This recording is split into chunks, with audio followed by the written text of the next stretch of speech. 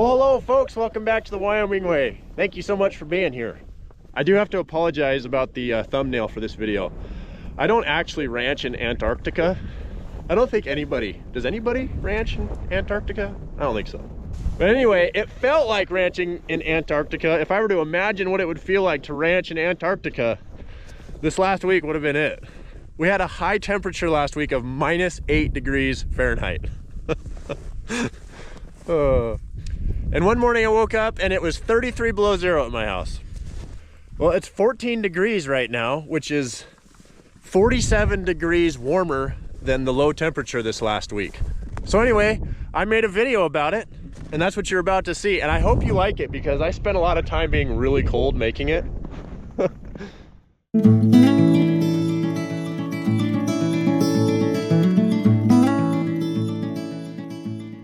It is bitterly cold here in northern Wyoming. -10 degrees Fahrenheit. So I'm gonna go and feed the cows some hay and cake and see how they're doing today. Make sure their water's open and check on them. Oh, and Blaine says hi. How's it going, buddy? Blaine's not cold. He weighs 115 pounds and 90 pounds of that is hair. These are 1,600 pound large round bales, grass hay bales. And we're gonna use the bale bed on the pickup to lift them up. I can carry 2 at a time. And this pickup has hydraulic controls in the cab right here. And that's how I operate the bale bed. So I'll just back up to these hay bales. So I'll be able to lower these arms, pinch the bale and lift it up onto the bale bed and then be on my way.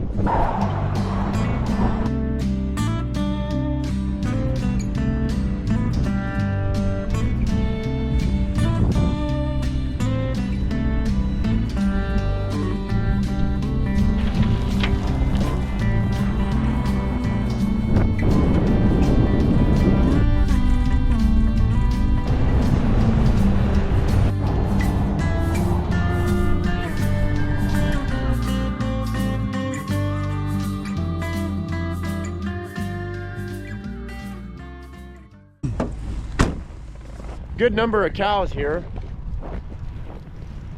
They've got plenty of salt. I just want to check their water, see how that's doing.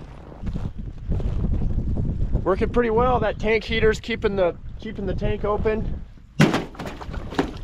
Little bit of ice forming. It's just so cold, being like 10 degrees. It's gonna be like 25.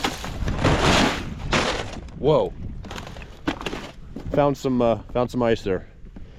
Anyway, it's gonna be like 25, 30 below zero tonight. So, but with these cows watering out of this today, they'll keep it open.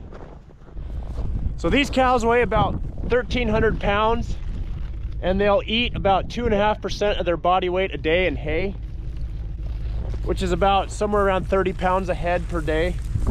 But like when it's this cold, you can pretty much double that.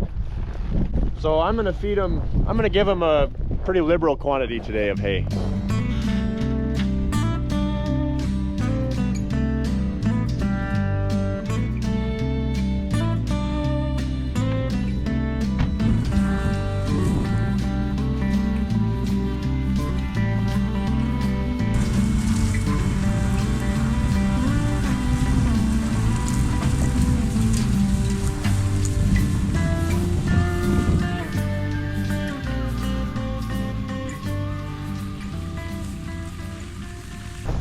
Really cool thing about hay that was put up correctly in the summer, as you can see, it's still green several months later.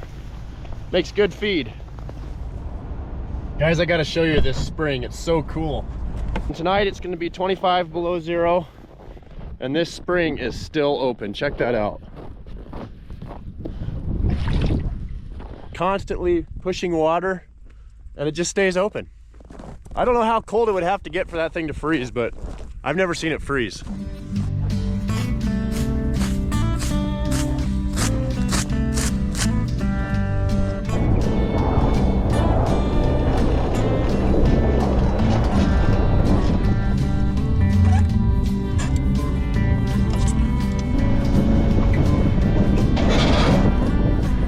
So these cows have just been on native forage all winter. They haven't been fed hardly anything yet.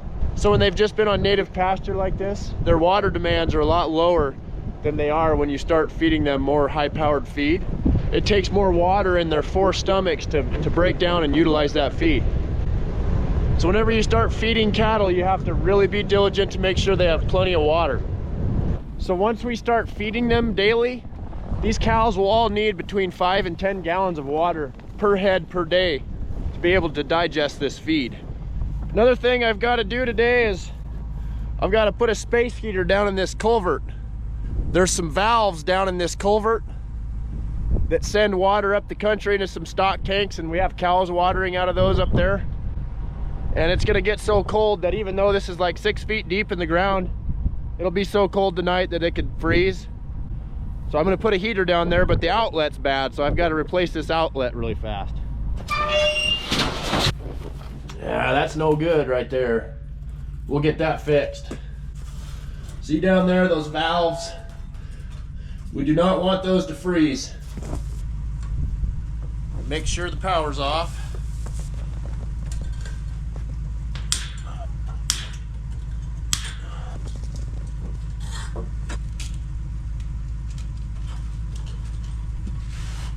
Oh no! Darn! Just dropped my screwdriver down there. Shoot. I might be able to get it with a shovel. There's no ladder to get down there. I might be able to get it with a shovel though. Get out of there.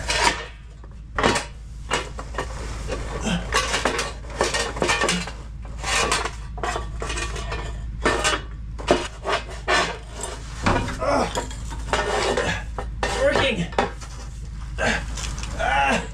Yes. I got it. Okay. All right, guys, that should make sure that I continue to get water to this tank right here, because it's gonna be cold the next few days. Last thing I've got to do today is put some straw down for the bulls to lay on so they don't freeze their nuts. When the temperatures get this cold, if these bulls were to lay in the snow tonight and it's 25 below zero, they'd get frostbite on their nuts so bad that they'd fail their fertility test next spring. Not even kidding you, I've seen it happen. Then they wouldn't be any good to me. They wouldn't be able to breed cows next summer. But if we put some straw down and they can lay on it, we'll be protecting their nuts and they'll be okay. Take care of your nuts.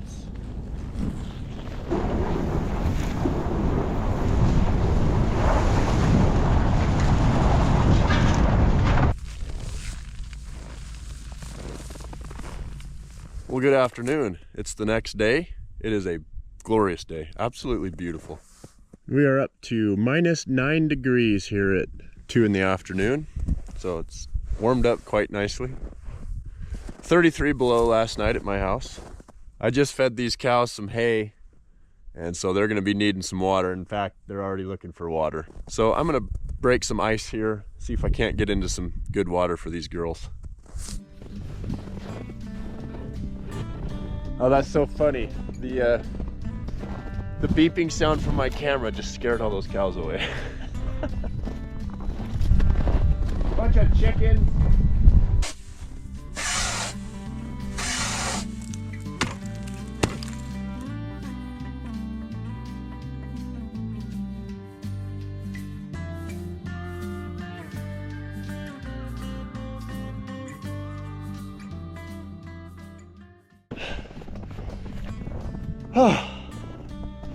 Got it. That was a lot of work.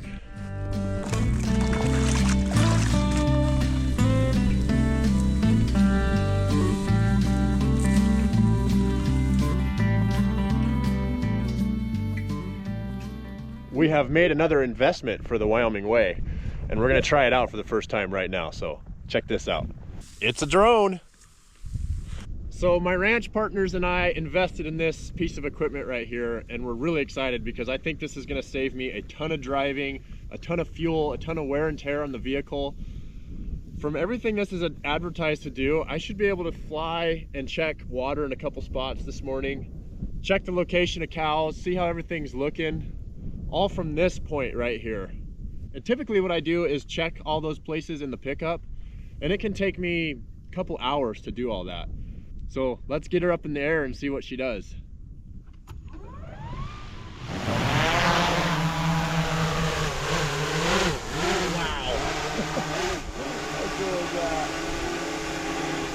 gonna fly down and check on a spring right now that it would take me probably about an hour round trip to go check on in the pickup. Okay, here we are. We're coming up on this draw where the spring is.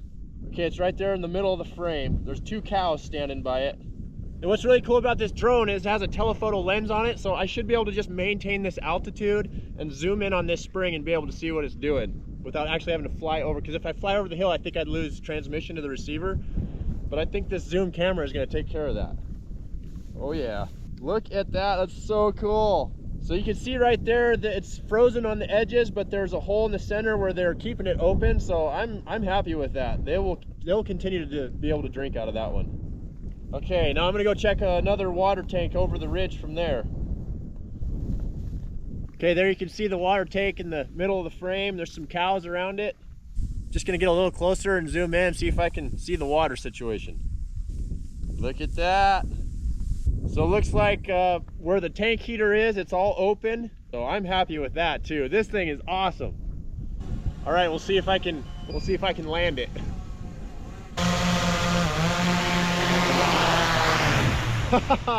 That's so awesome. Wow, guys, I am blown away. This thing is amazing. I think we made the right purchase. That little route that I just flew took less than 10 minutes, and it would have taken at least an hour and a half to 2 hours in the pickup to check. Well, folks, I'm pretty much done for the day. I'm looking forward to getting home, stoking the old fireplace, relaxing. So thank you so much for watching. Thank you for all the love, all the comments. Really do appreciate each and every one of you. We'll catch you on the next one.